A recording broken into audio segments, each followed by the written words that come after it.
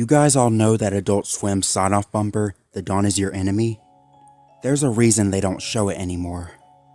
The last day the bump was used as a sign-off, instead of a normal running time of, estimated, 9 seconds, it ran for an extended period of time until the automated services were overtaken by manual operation. We all know the sound that shook our childhoods, or teen years. The resonating metal, the rumbles, the sound of metal scraping against metal. Feel free to look it up if you're a bit rusty. Now, when the audio cut, it doesn't sound complete. It's not finished, not over. The producers of Adult Swim/Cartoon Network were purposely cutting off the rest of the sound, and for good reason. The rest that followed was the exact reason why you'll never see this bumper again on the air. Once again, it supposedly only run for about 9 seconds, and this is a rough transcript of the usual audio. Resonating metal, followed by a rumble, followed by scraping metal, and other rumble. End bumper. So what could you put together with that? Nothing rings a bell, right? Exactly.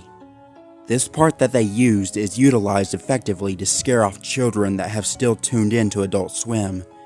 It even gives adults goosebumps because it's that good. It's closely rivaled with the hammer clinks in the William Street production card in Nightmare Fuel. Getting back on topic, usually a Cartoon Network employee would enter the control room left by an Adult Swim crew member and take over for a day. It wasn't quite the case that day, however. The usual man schedule to cue the sign-on and such programming for Cartoon Network for some reason did not start up the day schedule. No one knows if he did this purposely and whether or not his contract was terminated. This was the least of problems Cartoon Network had at the time. What followed the common 9 seconds was an extended 2-minute broadcast of some of the most horrifying audio ever heard on public television. The metal continued to resonate, and the scraping continued.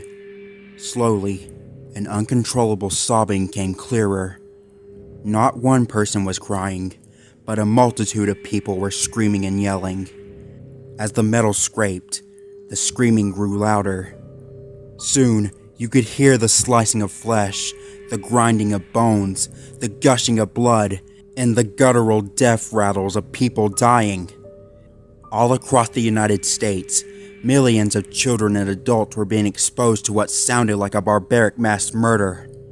People were calling in all across the country, crying or screaming or begging for it to be turned off.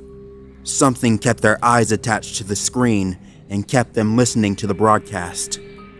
People assumed the control room was finally gotten into and the bump was shut down, ending a traumatic experience no one could undoubtedly forget.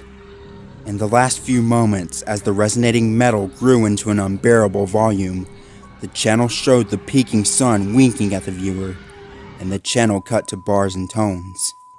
How was Cartoon Network going to cover this up? No one knows their exact tactic to this day. Multiple theories have been thought of, ranging from a preemptive, quote, cease and desist, to possible news articles to subliminal viewer hypnosis over the following weeks. While all public evidence does not officially exist, Cartoon Network officials do acknowledge a hijacking of the channel's frequency on the day, but go into no further detail. All late morning bumps, including TDIYE, were replaced with the corresponding ones from the 1:30 a.m. time slot.